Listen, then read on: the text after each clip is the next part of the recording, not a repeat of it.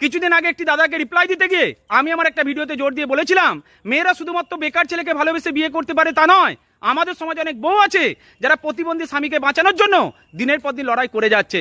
আর এরই প্রমাণ ঘটেছে আমাদের এই সমাজে।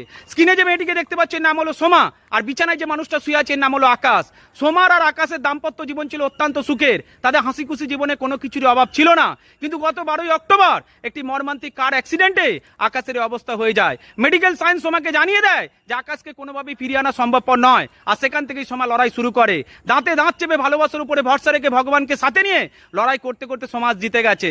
আকাশের শারীরিক অবস্থা অনেকটা উন্নত হয়েছে, সে কোমা থেকে সেমি কোমায় এসে পৌঁছেছে। আর এই লড়াইটা জিততে গিয়ে তাকে অনেকটা সংগ্রাম করতে হয়েছে, অনেকগুলো দিন তাকে চোখের জল ফেলতে হয়েছে। কিন্তু এই লড়াইটাই সমাজে একাই জিতেছে তা নয়, সমাজ জীবনে রয়েছে একটি ছোট্ট সন্তান, সন্তানটাও তার বাবাকে ফিরে পেয়েছে। আমি ভগবানের কাছে প্রার্থনা করি, ভগবান সোমা যেন জিততে পারে। তুমি তোমার সর্বশক্তি দিয়ে সোমাকে জিতিয়ে দিও, কারণ বর্তমান পৃথিবীতে বউয়েরা সামান্য একটু ভুল করলে স্বামীরা ডিভোর্স দিয়ে দিচ্ছে। আর সেই পৃথিবীতে একটা মেয়ে তার স্বামীকে বাঁচানোর জন্য এতটা লড়াই করছে। সোমা যদি জিততে পারে সমগ্র নারী জাতির জয় হবে। এবার তো প্রমাণ হয়েছে মেয়েরা শুধুমাত্র ভালোবাসতে পারে তা নয়, মেয়েরা স্বামীকে বাঁচানোর জন্য নিজের জীবনকে পর্যন্ত তুচ্ছ করে দিতে পারে। এটাই সত্য, মেয়েরা কখনোই বেঈমান হয় না, বরং মেয়েরাই সবচেয়ে বেশি ভালোবাসতে জানে।